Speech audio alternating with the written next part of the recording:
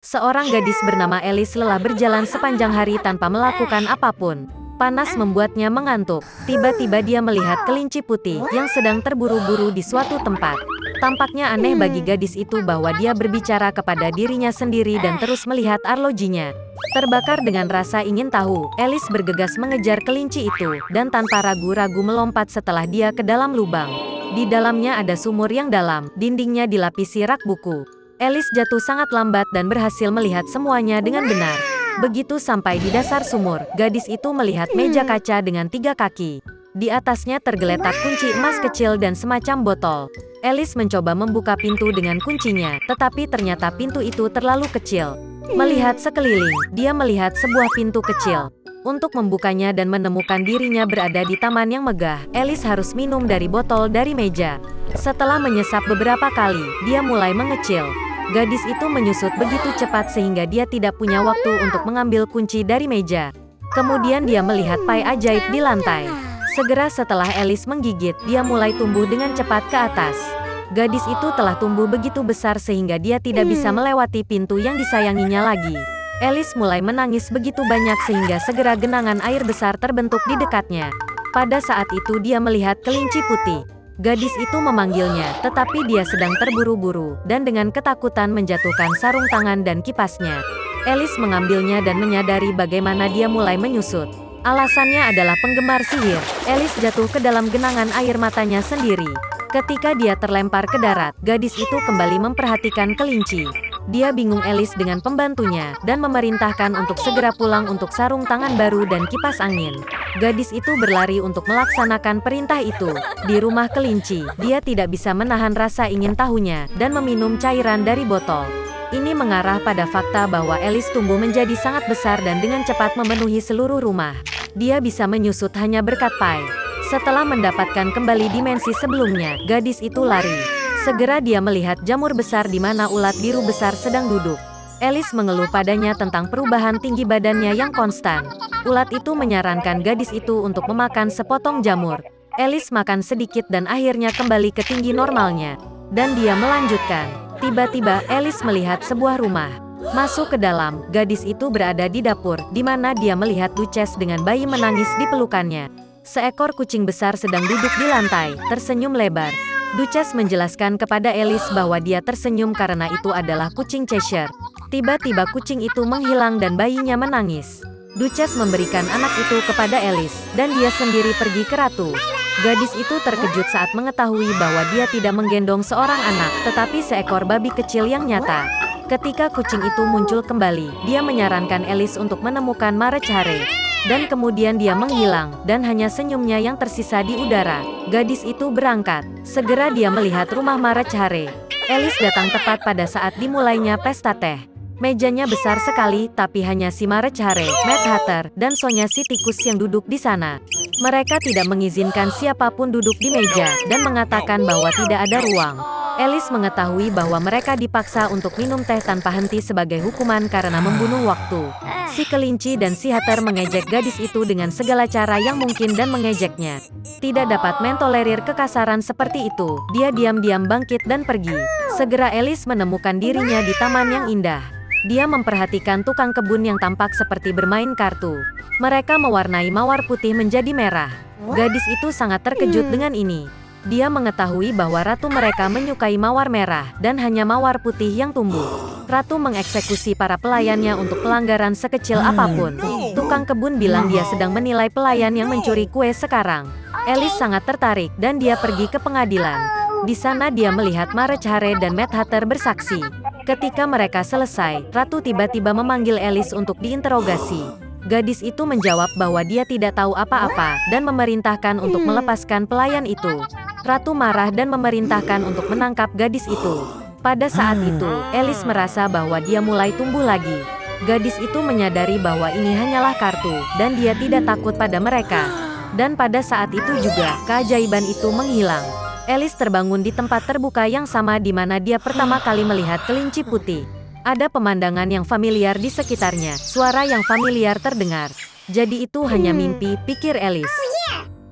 Suatu ketika hiduplah seorang lelaki tua dan seorang perempuan tua di sebuah rumah kecil di pinggir hutan. Segala sesuatu dalam hidup mereka berdebat, hanya satu hal yang hilang, lelaki tua dan perempuan tua itu tidak memiliki anak. Suatu ketika lelaki tua itu meminta untuk membuat roti jahe dalam bentuk manusia kecil. Wanita tua itu melihat ke dalam gudang, dan hampir tidak ada tepung yang tersisa. Dia mengambil mangkuk, menggosoknya di sepanjang kotak, menyapunya di sepanjang dasar, dan segenggam atau lebih dari 2 genggam dikumpulkan. Wanita tua itu menguleni adonan dengan krim asam, dan ketika dia menggulung roti jahe di atas meja, dia mengambilnya dan membuatnya dalam bentuk seorang pria kecil, dengan lengan, kaki, dengan kepala. Dan taruh di oven. Setelah beberapa saat, wanita tua itu datang untuk melihat apakah roti jahe sudah dipanggang, mengambilnya dan meletakkannya di jendela agar dingin. Pria roti jahe mendingin, berbaring, tetapi tiba-tiba bangkit dan berlari secepat mungkin keluar rumah, dari jendela ke bangku, dari bangku ke lantai, melintasi lantai dan ke pintu, melompati ambang pintu ke beranda, dari beranda ke halaman, dari halaman ke gerbang, lebih jauh dan lebih jauh. Wanita tua itu memanggil suaminya, dan mereka berdua mengejarnya. Tapi tidak mudah untuk menangkap manusia kue jahe. Sekarang dia sudah sampai di ladang di mana para petani sedang mengirik tanaman mereka. Berlari melewati, pria roti jahe berteriak kepada mereka bahwa dia telah melarikan diri dari wanita tua dan pria tua itu, dan dia akan dengan mudah melarikan diri dari mereka juga. Para petani mendengar ini dan mengejarnya. Tapi, tidak peduli seberapa cepat mereka berlari, mereka tidak bisa mengejarnya. Seorang pria roti jahe berlari ke lapangan tempat mesin pemotong rumput sedang memotong rumput. Berlari melewati, dia berteriak kepada mereka bahwa dia telah melarikan diri dari wanita tua itu, dan dari lelaki tua itu, dan dari para petani, dan dia akan dengan mudah melarikan diri dari mereka juga. Para pemotong rumput tidak tahan dengan ejekan seperti itu, semua orang bergegas mengejar si pembuat roti jahe. Mereka berlari secepat yang mereka bisa, tetapi mereka tidak bisa mengejar. Dan ke arah lelaki kecil, sapi itu sedang berjalan, dia berteriak kepadanya bahwa dia telah melarikan diri dari wanita tua itu, dan dari lelaki tua itu, dan dari para petani, dan dari mesin pemotong rumput, dan dia akan dengan mudah melarikan diri darinya juga.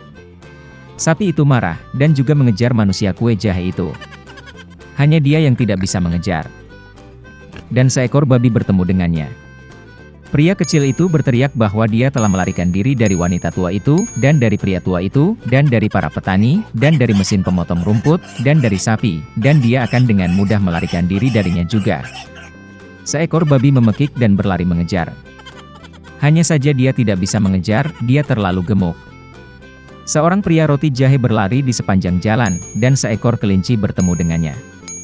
Pria kecil itu berkata bahwa dia telah melarikan diri dari wanita tua itu, dan dari lelaki tua itu, dan dari para petani, dan dari pemotong rumput, dan dari sapi, dan dari babi, dan dia dengan mudah akan melarikan diri darinya juga.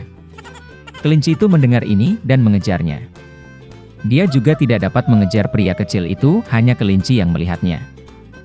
Seorang pria roti jahe berlari, dan seekor serigala bertemu dengannya, "Aku akan memakanmu," kata. Dan lelaki kecil itu menjawab bahwa dia telah melarikan diri dari perempuan tua, dan dari lelaki tua, dan dari para petani, dan dari pemotong rumput, dan dari sapi, dan dari babi, dan dari kelinci, dan dia akan dengan mudah melarikan diri darinya juga. Serigala itu menggeram dan berlari ke arah manusia kue jahe, dan dia menghindar, dan berlari secepat yang dia bisa. Hanya serigala yang melihatnya.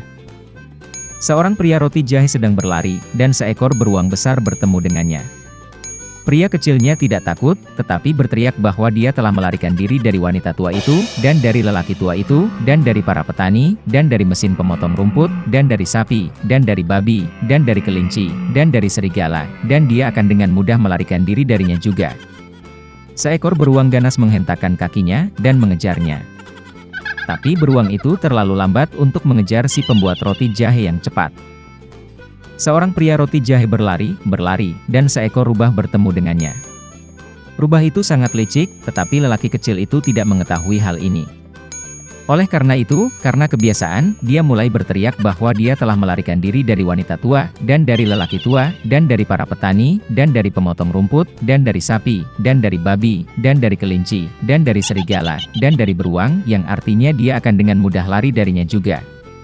Rubah mendengarkan sampai akhir, dan berkata bahwa dia sangat tua, tidak mendengar apapun.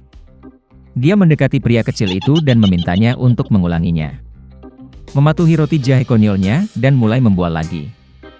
Rubah mendengarkan sampai akhir, dan berkata bahwa dia masih tidak mendengar apapun. Dia semakin mendekati pria kecil itu dan memintanya untuk mengulanginya lagi. Pria roti jahe setuju, dan kemudian saja dia memulai lagi, saat Rubah menerkamnya dan makan. Dan pria kue jahe tidak lagi membual tentang